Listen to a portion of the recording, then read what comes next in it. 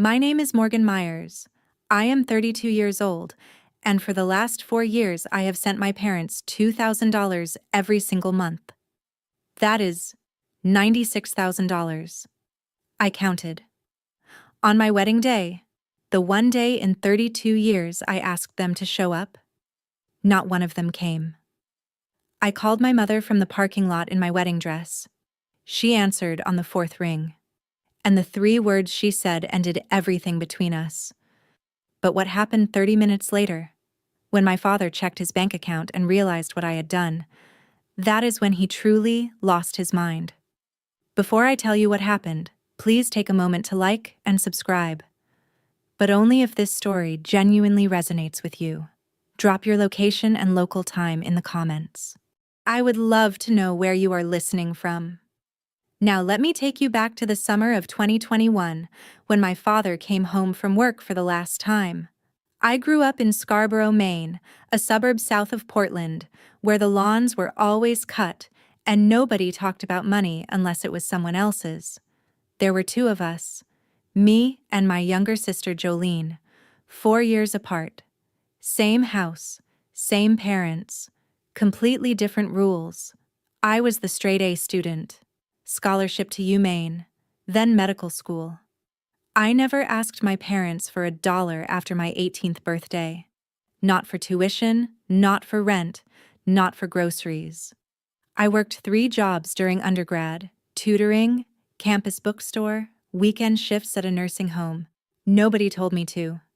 I just understood that this was what was expected of me. Jolene was different.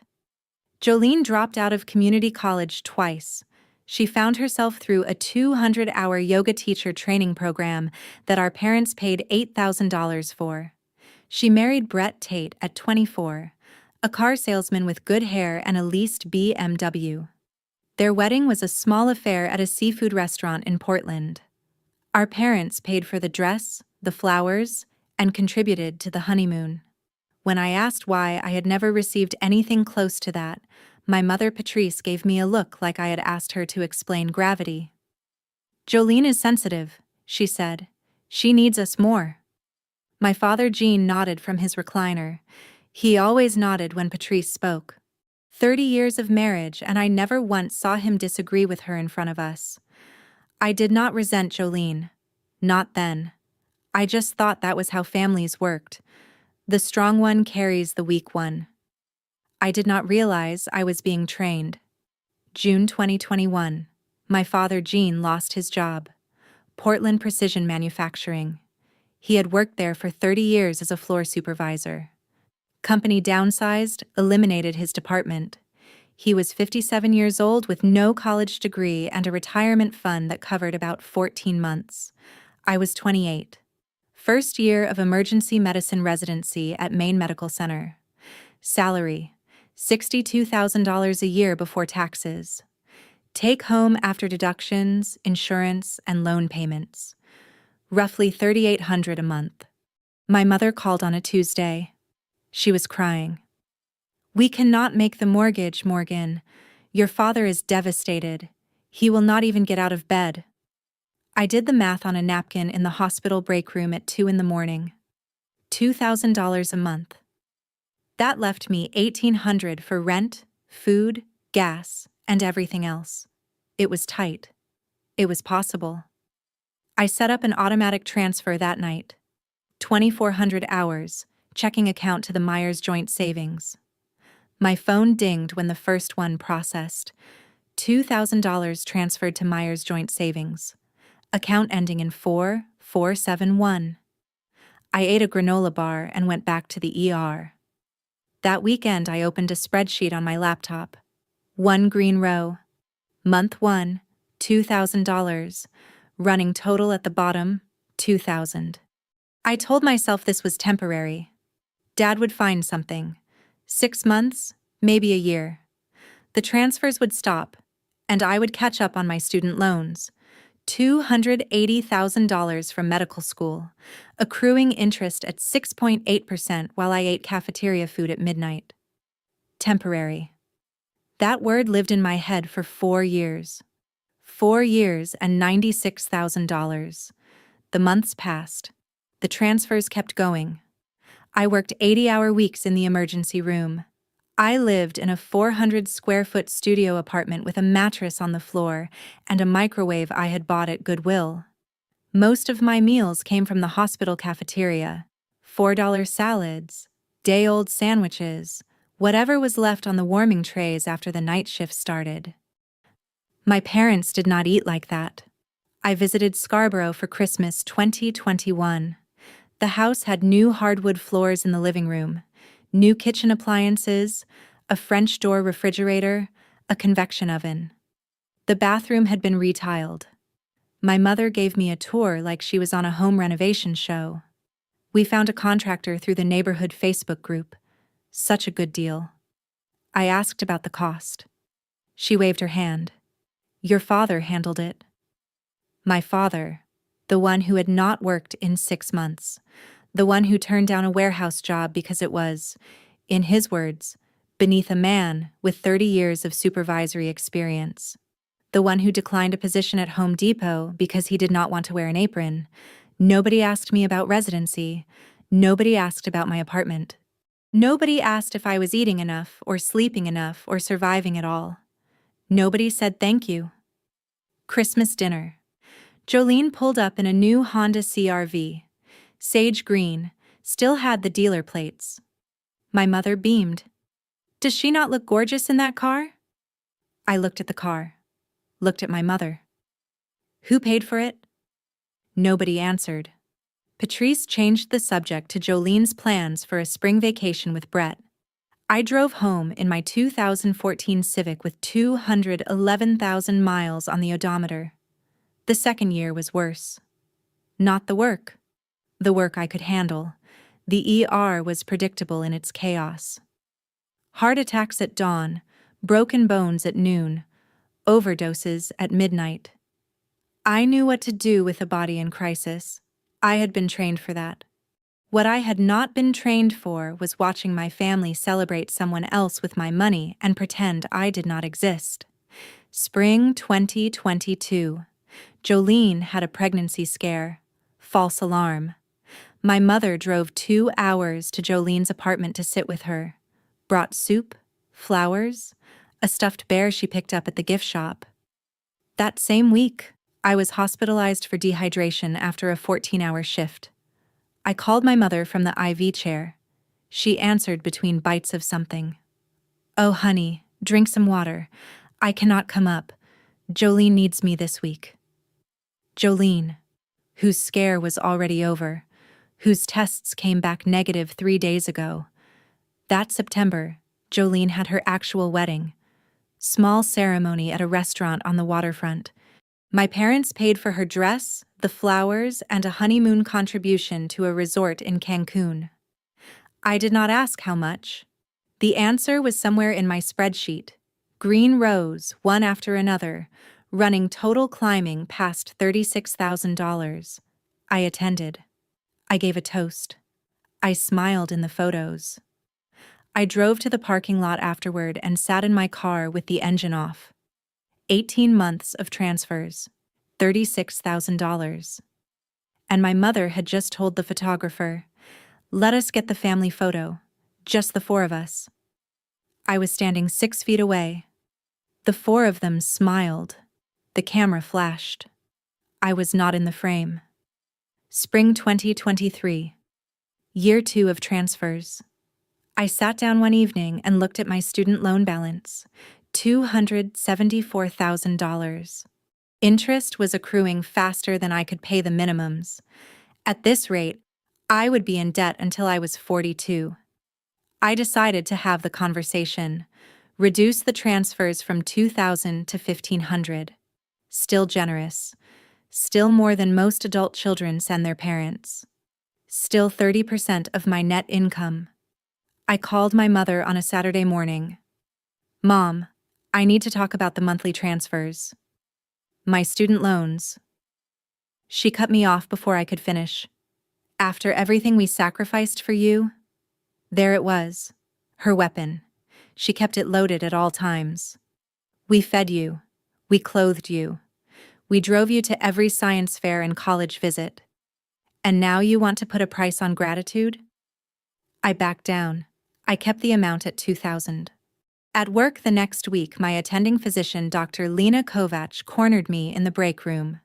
Lena was 38, direct, and the only person at the hospital who noticed when I picked up extra shifts. You look like you have not slept in a year. That is not dedication. That is something else. I told her I was fine. She did not believe me. She also did not push. Lena was smart like that. 3 days after the guilt trip phone call, I opened Instagram. My mother had posted a photo from a weekend trip to Cape Cod. Lobster dinner, ocean view, caption, blessed life, grateful heart. Blessed. With my $2,000 funding the lobster. I closed the app and went back to the ER.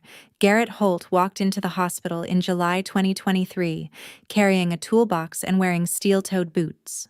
His contracting company had won the bid to rewire the third-floor electrical system. 4-person crew, 6-week project. Licensed master electrician, 33 years old, from Lewiston. He drove a 2016 Ford F-150 with a dent in the tailgate and a bumper sticker that read, Local 567. We met in the cafeteria. He had brought his own lunch, a roast beef sandwich, an apple, a thermos of coffee. He sat down across from me while I ate the same wilted Caesar salad I had been eating for 2 years. You work here? He asked. Resident, emergency medicine. And you eat that every day? Most days. He pushed half his sandwich across the table. My mom made extra. That was how it started. Coffee in the parking lot after my shifts. Texts between his rewiring jobs and my traumas. He was steady in a way I had forgotten people could be. No performance, no agenda. Just a man who showed up and said what he meant. It took me 3 months to tell him about the $2,000. We were sitting in his truck in the hospital parking lot. October, the heater running. I said it fast, like pulling off a bandage. I send my parents $2,000 a month. They depend on it. My dad lost his job 2 years ago, and they cannot make ends meet. Garrett was quiet for a long time. He did the math the same way I had done it, on his fingers, in his head, the way people do when the number is too large to process casually. Morgan, that is 30% of your salary. They need it. Do they? Nobody had ever said those 2 words to me, and I felt the ground shift under everything I had built my silence on. Thanksgiving 2023. I brought Garrett home to Scarborough for the first time. My mother opened the door and looked him up and down the way a jeweler examines a stone she already knows is fake. So, Garrett, what exactly is it that you do? I am a licensed electrician. I own a small contracting company in the Portland area. Patrice smiled, the kind of smile that has teeth but no warmth. An electrician. Well, that is good honest work. My father Gene shook his hand without standing up from the couch. Does the business do well? We stay busy. Jolene, 7 months pregnant by then, leaned against the kitchen counter. Does he have benefits? Health insurance? This from a woman who had never in her life held a job with employer-provided insurance. Garrett handled all of it with a patience I envied. He talked about his crew, his certifications, his plans to expand into solar panel installation. He answered every question without flinching, without performing, without trying to impress anyone who had already decided not to be impressed. After dinner, I went to the kitchen to get water. The hallway was dark, and my parents did not know I was there. Patrice's voice. An electrician. Our daughter, the doctor, is marrying an electrician. At least Jolene married a sales manager. And then Gene, my father, the man whose mortgage I paid every month, said something I will never forget. As long as the checks keep coming, who cares who she marries? I stood in that hallway for a long time, my hand on the glass, my feet on the hardwood floor I had paid for. As long as the checks keep coming. like I was a subscription service, like love had a billing cycle. February 2024. Garrett proposed on the hospital rooftop after my Saturday overnight shift. No ring box. He had the ring in his jacket pocket, loose, because he said he did not want me to see a box and figure it out before he could ask. The sun was coming up over Portland. I was still in scrubs. My hands smelled like hand sanitizer. I said yes before he finished the question. I called my parents that afternoon. Patrice answered. Hello? Mom. I am engaged. Garrett proposed this morning. Silence. Then. Oh.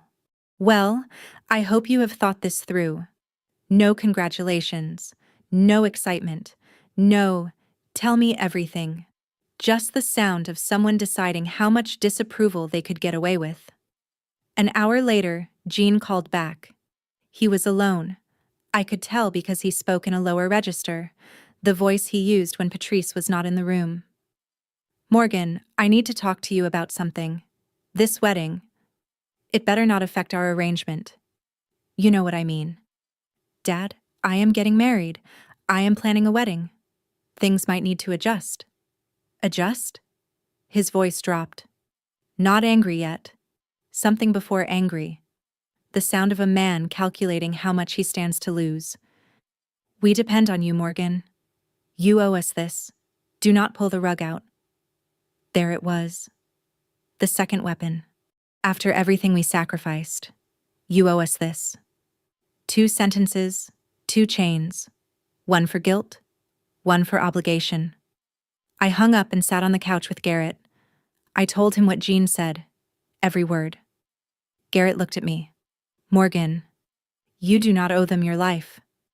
I knew he was right. I also knew that knowing and doing are 2 completely different things. Right now, I am sitting in my apartment, engaged to the man I love, and my father just told me I owe him my paycheck. If you have ever been in a position where your family treated your generosity like a bill, like something they were owed, then you understand why my hands were shaking. Stay with me. Because what I found out next changed everything. March through May 2024. Garrett and I planned a modest wedding. We found a barn venue in Kennebunkport. White clapboard, string lights, a view of the river through 100-year-old windows. Capacity for 85 guests. October 19th, a Saturday. Total budget, $28,000. Garrett's savings and my tax refund. No family money, no parental contribution. Every dollar earned and accounted for. I invited my mother to help me choose a dress. She had one answer for everything that spring. I am busy. Jolene's nursery needs painting. Jolene's nursery, Jolene's registry, Jolene's prenatal appointments. My sister had become a full-time occupation for my mother, one that conveniently left no hours available for my wedding. I sent save-the-date cards to everyone. My parents received theirs in mid-April. No response for 2 weeks. Then a text from Patrice. October is difficult. Jolene is due in November. I need to be available. October. 5 months before November. But somehow October was difficult. My phone dinged that same evening, the automatic transfer. $2,000 transferred to Myers Joint Savings. Account ending in 4471. Month 36.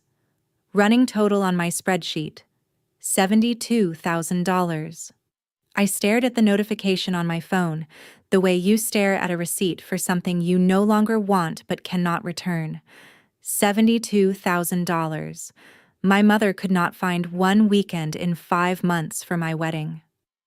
But she had time for Jolene's nursery, Jolene's doctor visits, Jolene's everything. I put my phone down and picked up the guest list. 85 names. I started addressing envelopes at the kitchen table while Garrett heated up leftover pasta. This was my wedding. Mine and Garrett's. And the people who wanted to be there would be there. July 2024. Jolene's baby shower. My mother organized it the way generals organize campaigns. Rented venue at a hotel in South Portland. Catered. 40 guests. Pink balloon arch. A 3-tier cake with baby girl Tate written in fondant script. I drove 2 hours to attend. I brought a gift. A baby blanket I had crocheted between overnight shifts. Seafoam green. Took me 3 weeks of stolen minutes in the break room, hooking yarn under fluorescent lights while monitors beeped behind me. At the shower, my mother stood in front of the room and gave a speech. She was radiant, voice steady, eyes shining, the performance of a lifetime. "Jolene, you are the light of this family. Becoming a mother is the most important thing a woman can do." I sat in the corner. Nobody mentioned my upcoming wedding. Nobody asked about the venue, the dress, the date. I was 31 years old, an emergency medicine physician, and I was invisible. Jolene opened gifts. She got to mine, held up the blanket, turned it over once. "Oh, cute. Did you make this?" She set it on the pile and reached for the next box. After the party, I helped clean up, stacking chairs, folding tablecloths, collecting paper plates. My mother pulled me aside near the dessert table. "Morgan, the 2,000, can you do 2,500 this month? The shower cost more than we expected." "I am paying for my own wedding, Mom. I cannot increase." She tilted her head.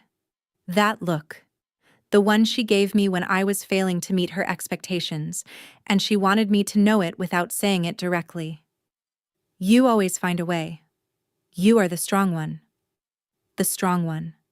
She called me that only when she needed more money. August 2024. I received a letter from the bank, the joint savings account, the one I transferred $2,000 into every month. Required updated signature cards, routine paperwork. But it meant logging in, and logging in meant looking at the numbers. I opened the account on my laptop at 2 in the morning. The balance should have been substantial, 38 months of deposits. Even with the mortgage payments coming out, there should have been a cushion. The balance was $340. I read it twice, then 3 times. Then I scrolled. Transaction history. Withdrawals.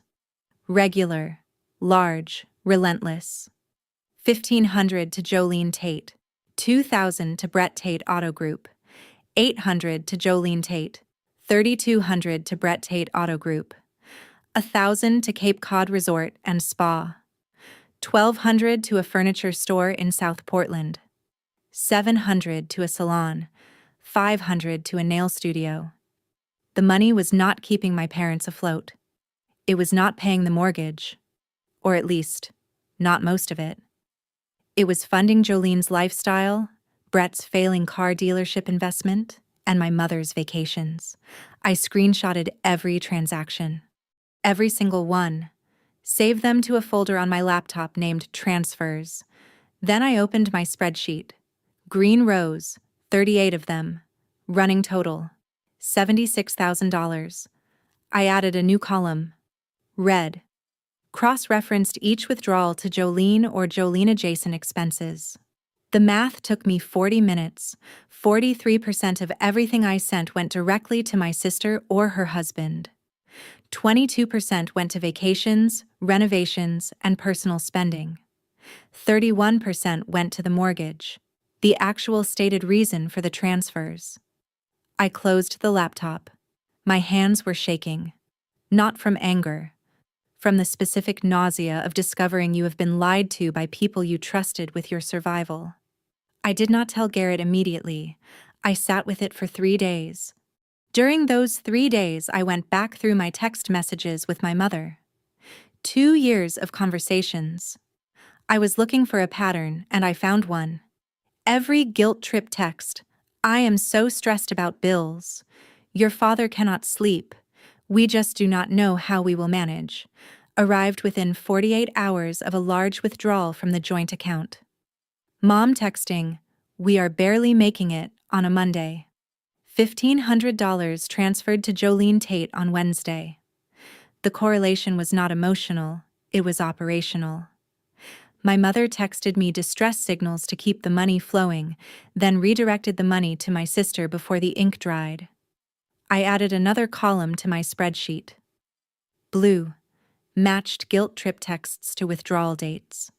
The pattern was mathematical, provable, undeniable.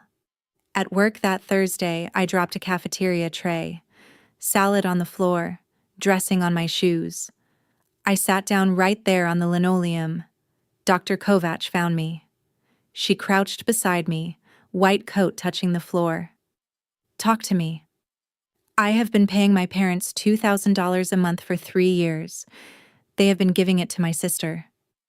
Lena did not flinch, did not gasp, did not say she was sorry. She sat down next to me, back against the vending machine. What are you going to do? I do not know yet. Yes, you do. You just have not said it out loud.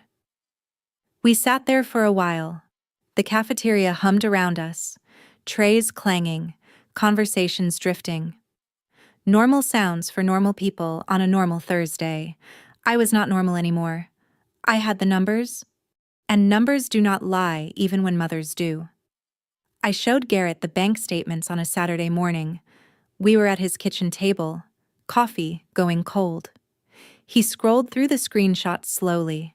His jaw tightened. He did not yell, did not curse. Just breathed through his nose the way he did when he was processing something too large for words. 43% to Jolene, he said.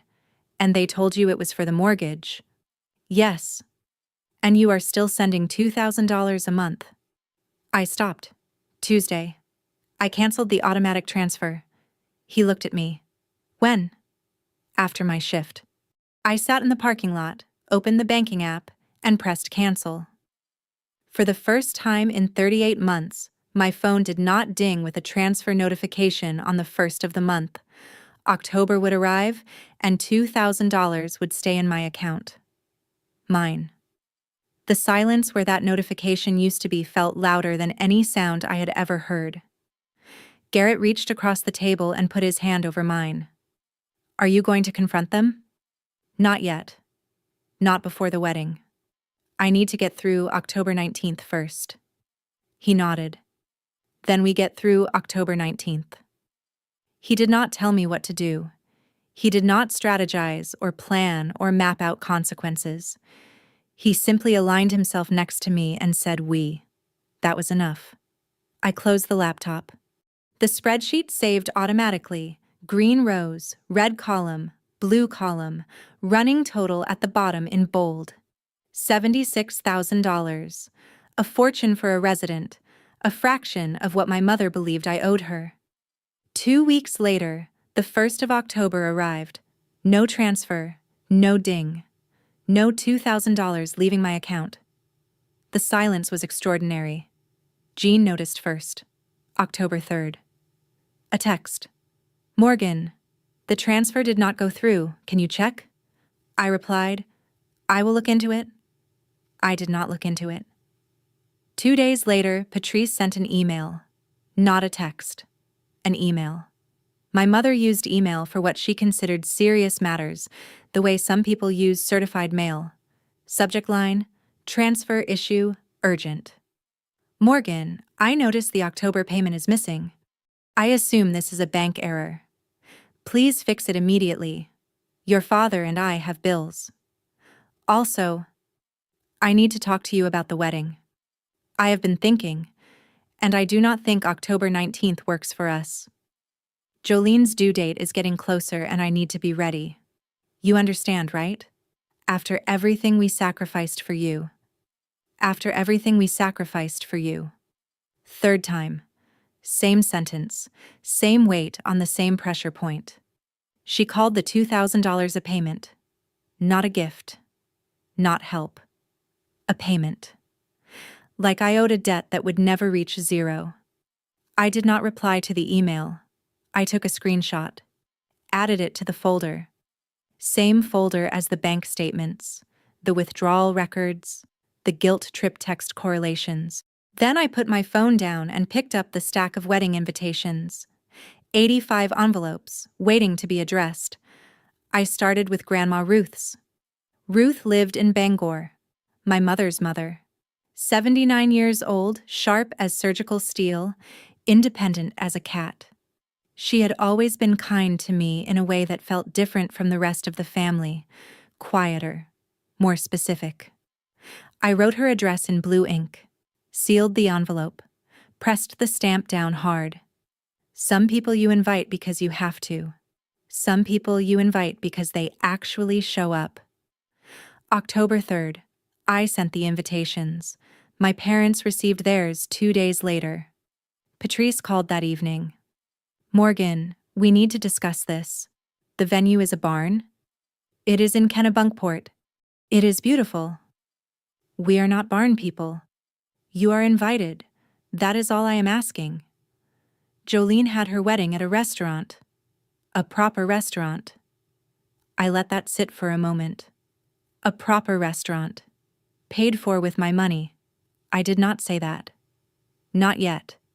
Jean spoke from somewhere in the background. Tell her about the money. Patrice lowered her voice. Morgan, the October transfer. And now a wedding we did not approve of. What is happening?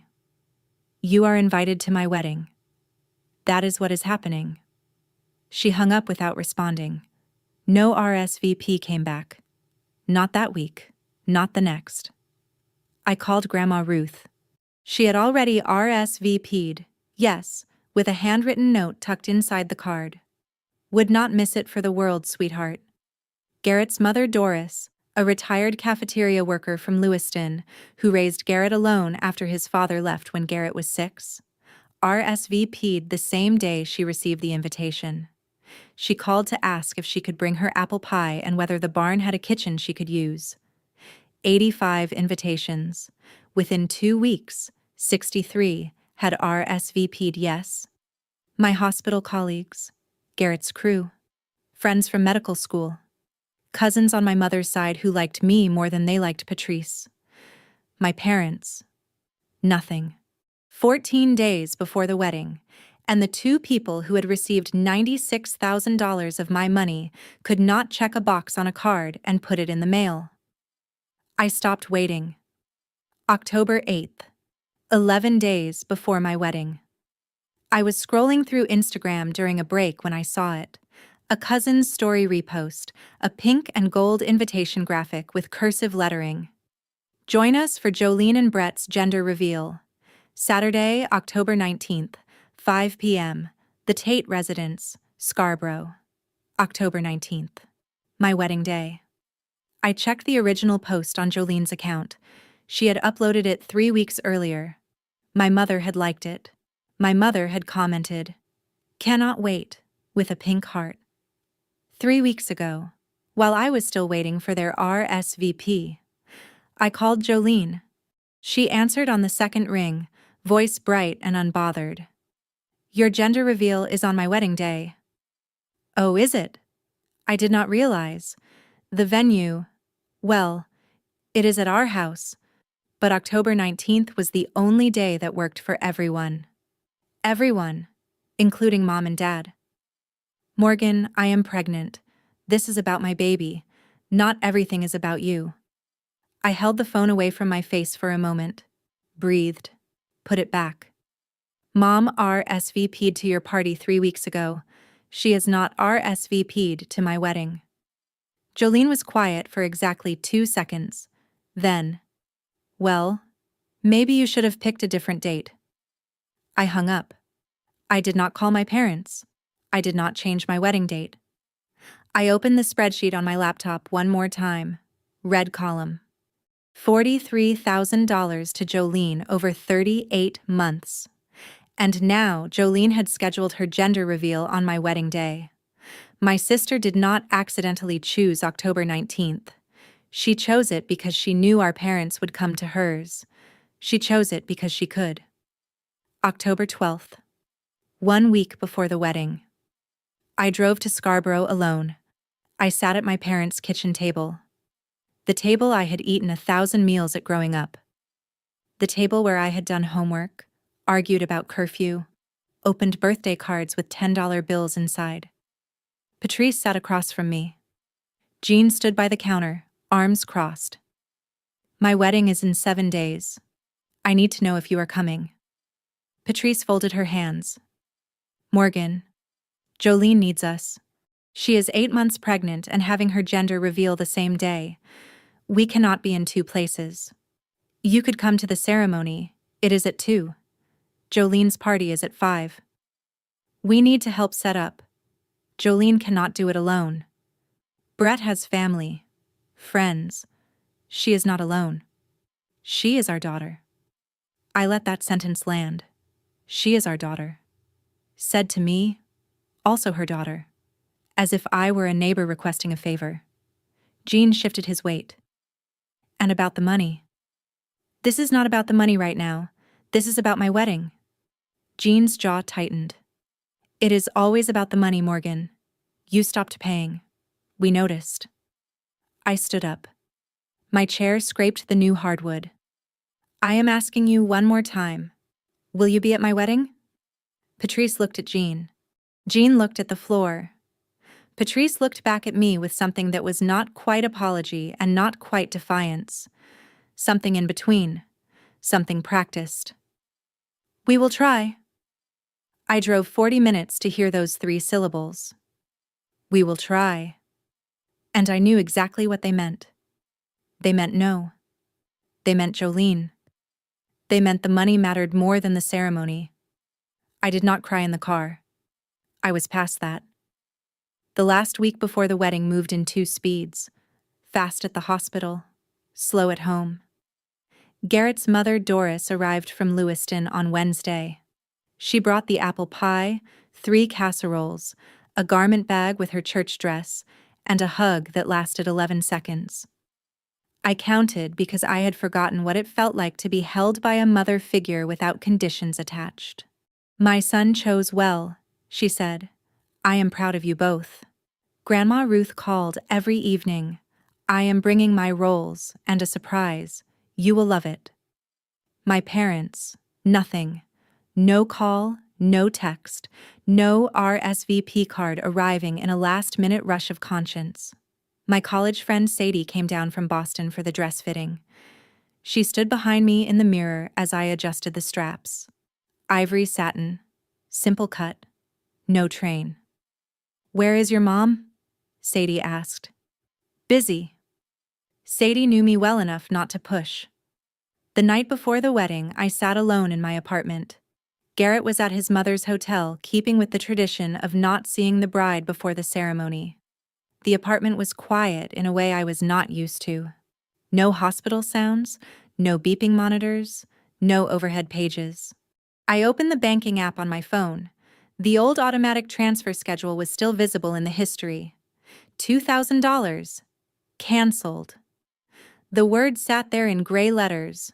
Final and clean. I closed the app and looked at my wedding dress hanging on the back of the bedroom door. Tomorrow I would put that dress on. I would stand in front of people who actually chose to be there. And for the first time in 4 years, I would not be the person who funded someone else's comfort while starving her own. October 19th, 7 in the morning, the barn in Kennebunkport. I woke in the bridal suite. A small room above the reception area with whitewashed walls and a window facing the river. The light was gray and gold, the way Maine mornings look in autumn when the fog has not yet burned off. Garrett had texted at midnight. Tomorrow you become my family. Officially. Sadie helped with my hair. Doris brought breakfast. Scrambled eggs, toast, orange juice, a cloth napkin she had ironed at the hotel. She set the plate on the vanity and kissed my forehead. Eat. You have a big day. I checked my phone. 0 messages from my parents. 0 missed calls. The screen was clean and empty where their names should have been. Grandma Ruth arrived at 11. She walked into the bridal suite in a navy blue dress with pearl buttons, her white hair pinned back, with a clip I remembered from childhood. She saw me in my wedding dress and stopped in the doorway. Her chin trembled. Your mother should be here. She is not coming, Grandma. I know, baby. I know. Ruth reached into her purse, a leather bag the color of walnut that she had carried for 30 years. She pulled out a small brooch, blue enamel, set in tarnished silver, a forget-me-not. This belonged to my mother. Something old, something blue, something better than what they deserved to see. I pinned the brooch to the inside of my dress, near my heart, where nobody could see it, but I would feel it all day. First tear of the day. Ruth wiped it with her thumb. "That is the only one you get before the ceremony," she said. "Save the rest for the dancing." 2 in the afternoon. The ceremony began. 78 of 85 guests were present. My side of the aisle, Grandma Ruth in the front row, 3 cousins, 8 colleagues from the hospital, Sadie, and a handful of friends from medical school. Garrett's side, Doris, his crew of 3 electricians in sport coats they clearly did not wear often, and 24 family members from Lewiston who had driven 90 minutes without complaining. I walked myself down the aisle. Garrett was already crying before I reached him. His crew pretended not to notice. Doris held a tissue to her mouth. Ruth sat straight-backed and still, the way women of her generation hold themselves when they are trying very hard not to fall apart. We exchanged vows. Garrett spoke first. "I choose you. Not because it is easy, because you are worth choosing." I said mine. I do not remember all of them. I remember meaning every word. The officiant pronounced us married. The barn erupted. 78 people clapping, some standing, Doris openly weeping. Ruth nodding. One of Garrett's electricians whistled. 3:30 in the afternoon. Between the ceremony and the reception, guests were moving to the cocktail area. I stepped outside to the parking lot. Alone. I called my mother. 4 rings. She answered. "What?" "I just got married, Mom." "We are at Jolene's." The reveal was beautiful. Pink. "It is a girl." "I just got married." Pause. Then 3 words. "Don't bother us." The line went dead. I stood in the October air holding my phone, the brooch pressed against my chest through the satin. Somewhere inside the barn, my husband was pouring champagne for 78 people who chose to be here. My mother chose a balloon pop in Scarborough. I stood in the parking lot for 4 minutes. I know because the phone screen had the time on it, and I watched it change twice. I was not crying. Something harder than crying. Something quieter. The kind of stillness that comes when a decision has already been made, and your body is just waiting for your hands to catch up. I opened the banking app, joint savings account with parents. Balance, $340. I submitted a request to remove myself as co-owner. The confirmation screen said processing would take 24 hours. I went to my personal checking account. Changed my direct deposit details, removed the secondary routing to Gene's personal account. $200 a month I had set up for his gas and groceries. Canceled. I scrolled to transaction history. Found the old automatic transfer. $2,000 to Myers Joint Savings. Canceled since September. Good. Still canceled. Permanently. Total financial severance, completed in 4 minutes and 12 seconds. Standing in a gravel parking lot in Kennebunkport, Maine, in my wedding dress, with my grandmother's brooch against my heart. I put the phone in my clutch, walked back inside. The barn was warm and loud with music and conversation and the clinking of glasses. Garrett saw my face. He crossed the room. "What happened?" "I will tell you tonight. Right now, I need to dance at my wedding." He took my hand and we walked to the floor. The band played something slow. I put my head on his shoulder. He held me like I was something worth holding. Somewhere in Scarborough, my father's phone buzzed. Bank notification. Alert. Co-owner removed from account ending in 4471. He would see it soon, but not yet. First, I was going to dance. It took Gene 30 minutes. He was at Jolene's gender reveal party when his phone buzzed in his pocket. He had been holding a paper plate with a slice of pink cake when he looked at the screen. First notification: co-owner removed from joint savings. Second notification: secondary transfer canceled. He excused himself from the living room, walked to the driveway, dialed my number. Straight to voicemail. My phone was in my clutch, on silent, on a table inside the barn where 78 people were eating dinner and toasting my marriage. He called 7 times. Each call went to the same place. Then the text started. Call me now. Morgan, what did you do? This is not funny. You cannot just cut us off. He drove to the nearest ATM, tried to withdraw from the savings account. His card still worked. Balance: $340. He stared at the screen, then drove back to Jolene's house. He walked inside. My mother was refilling a punch bowl. She saw his face. What is wrong? Jean's voice was loud enough for the room to hear. She shut everything down. Your daughter shut everything down. Patrice set the ladle down. Keep your voice down. We have $300, Patrice. $300. Jolene stood near the dessert table, a pink balloon still tied to her wrist. What are you talking about? Silence. Nobody explained, because explaining would mean admitting where the money had been coming from, admitting that their daughter, the doctor, had been funding their life for 4 years, admitting that they chose Jolene's balloon pop over Morgan's wedding. They could not explain it without condemning themselves. So they stood there, in a room full of pink, and said nothing. Our wedding night.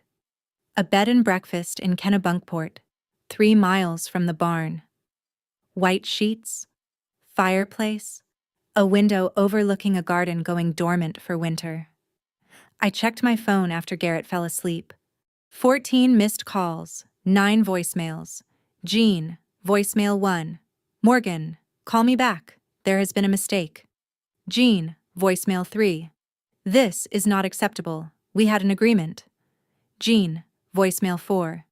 You owe us this. You cannot just stop. His voice cracking on the word stop. Jean, voicemail 7. Late. Slurred. Something rattling in the background. You will come crawling back. You always do. Patrice, text at 11 at night. Morgan, I do not know what has gotten into you. I hope you are happy ruining your father's health. Patrice, text at 11:47. Fine. Do not respond. But when you need us, and you will, remember this night. I read them all. Every word. I did not play them on speaker. I held the phone close to my face in the dark room while my husband breathed beside me. I screenshotted every message, added them to the folder on my phone, the same folder as the bank statements, the withdrawal records, the guilt trip text correlations, the email about the transfer issue. Then I typed one text. To both of them. I got married yesterday. You were not there. The money stopped. These are related. I hit send, put the phone in the nightstand drawer, closed it. Garrett shifted in his sleep. The fireplace crackled. Outside, the ocean made the sound it always makes. Steady, indifferent, ongoing. I lay back and listened. For the first time in 4 years, there was nothing I owed anyone.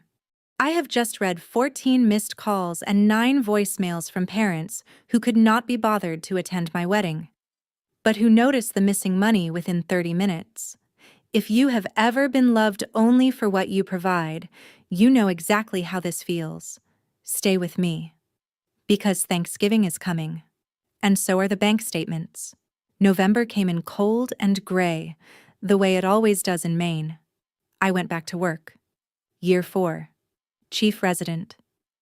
For the first time in 38 months, my paycheck arrived, and $2,000 stayed where it was. I redirected that money to my student loan. The first extra payment hit the balance like a stone dropped into still water.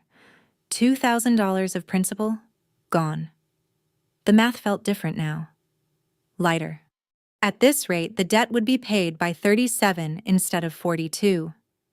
Jolene had her baby the second week of November.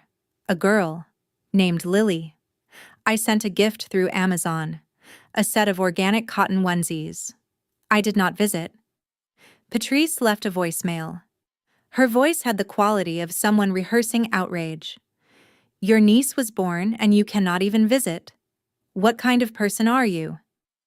I saved the voicemail, did not return the call. Jean, meanwhile, had started selling things on Facebook Marketplace. A cousin sent me a screenshot. The new kitchen appliances, the patio furniture, the convection oven.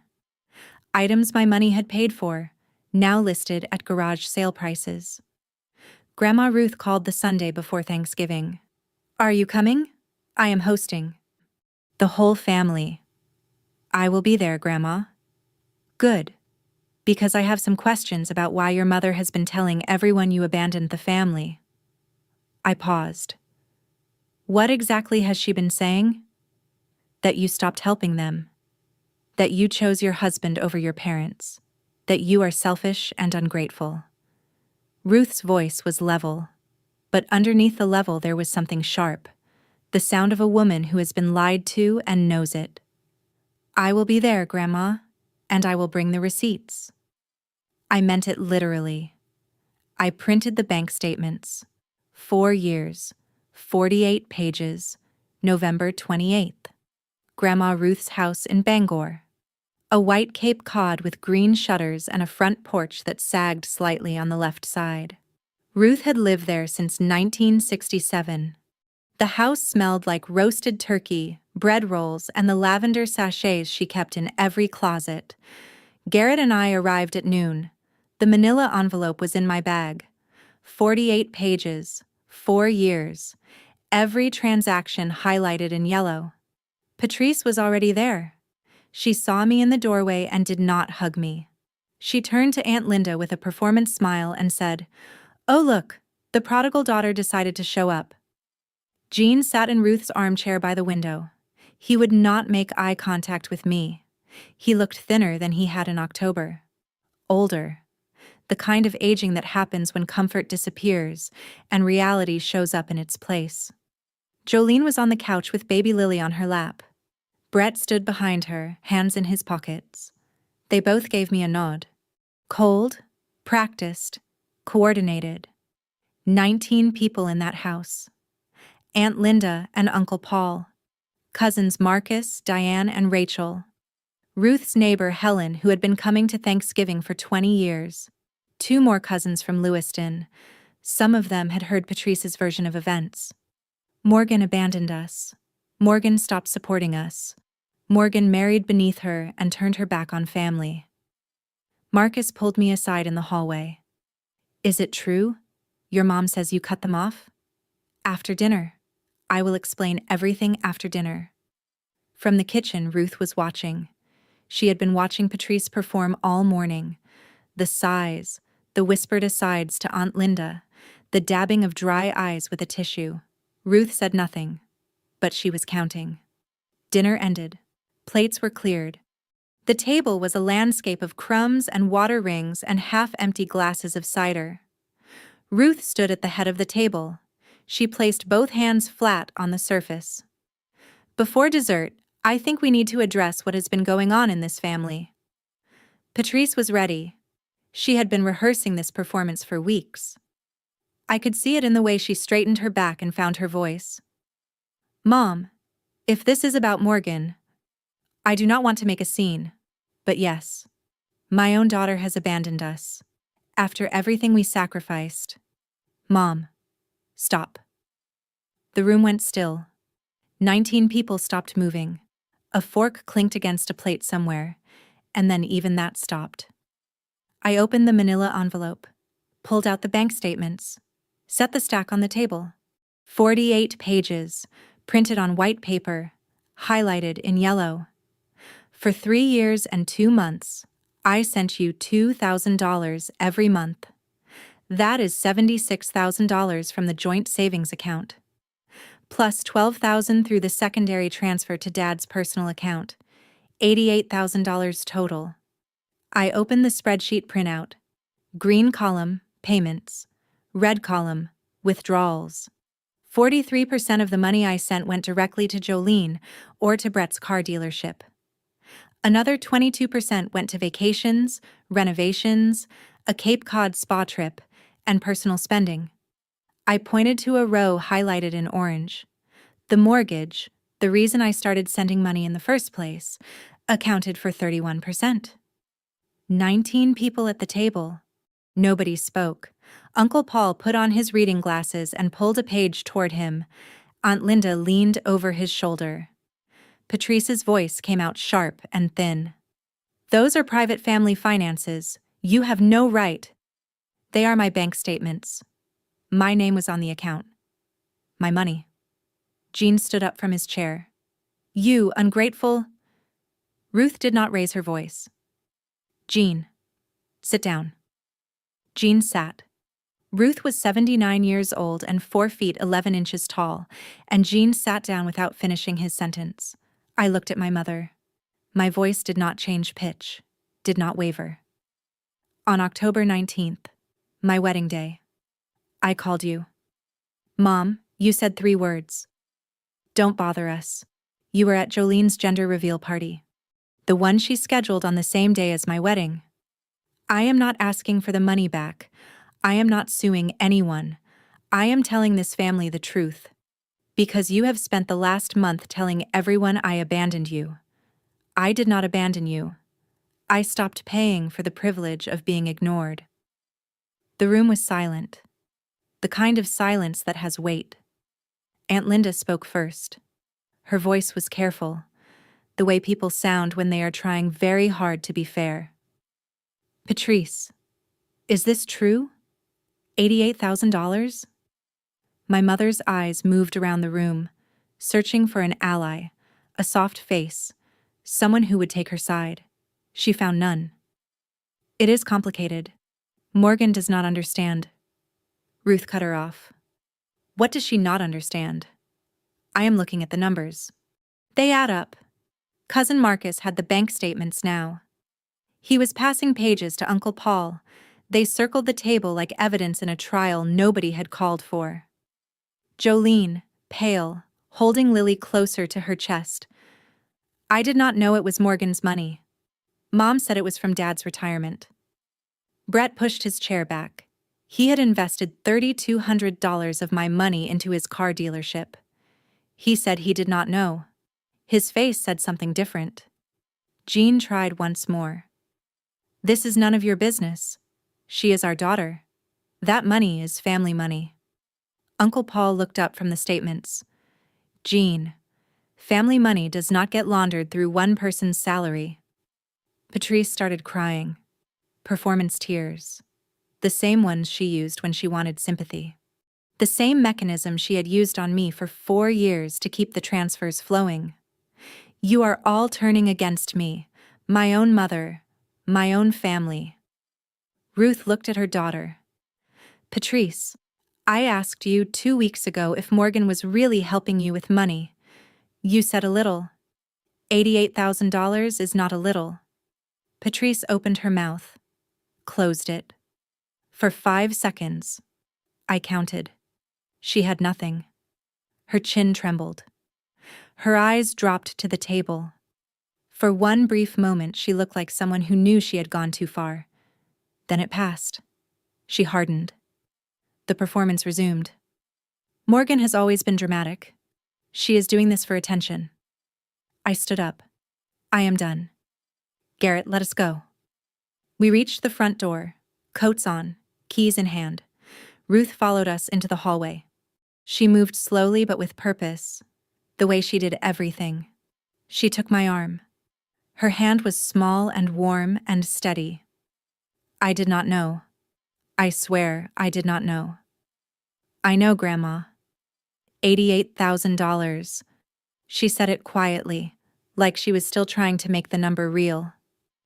My granddaughter was eating hospital food to send her parents $88,000, and they could not come to her wedding. She reached for her left hand, pulled off her wedding ring, a thin gold band, worn smooth by 57 years of wear. 1967. Her husband had worked 3 jobs to buy it.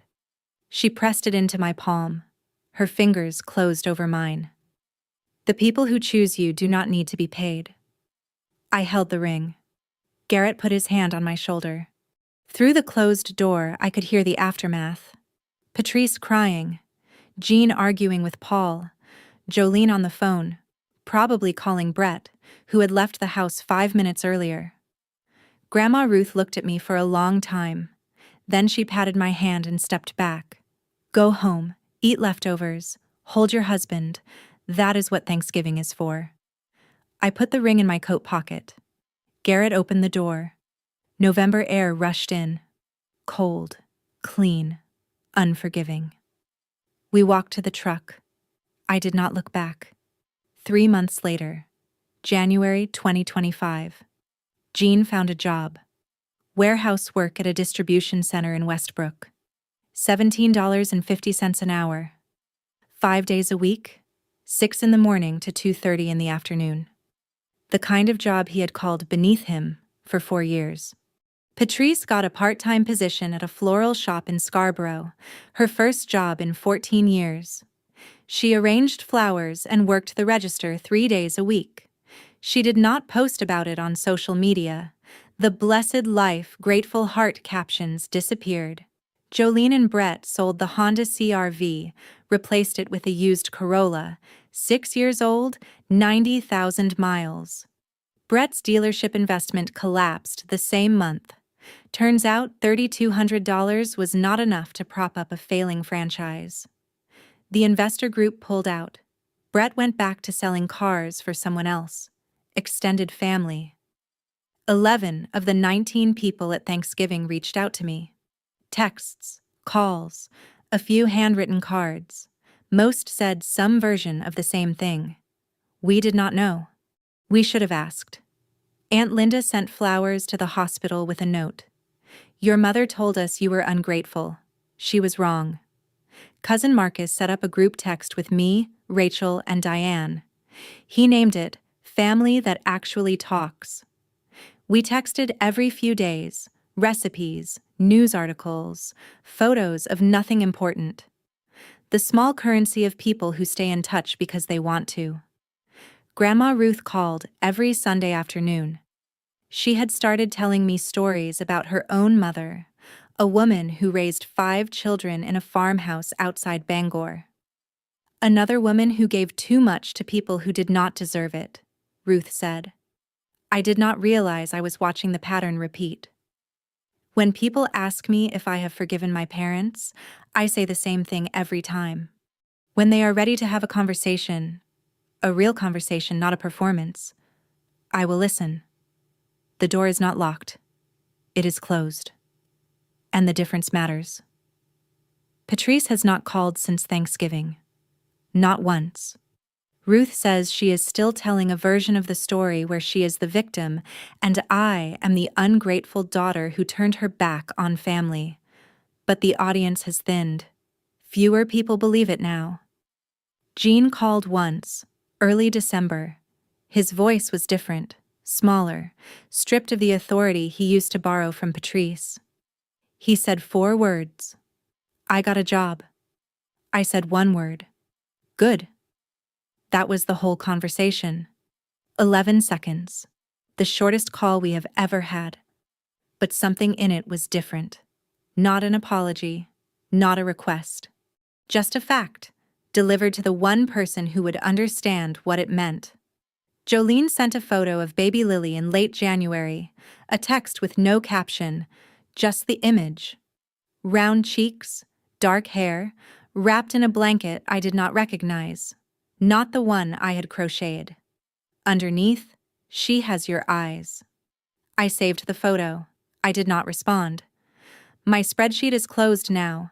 Green rows, red column, blue column. Final total at the bottom, $88,000. I filed it in a folder on my laptop and have not opened it since November.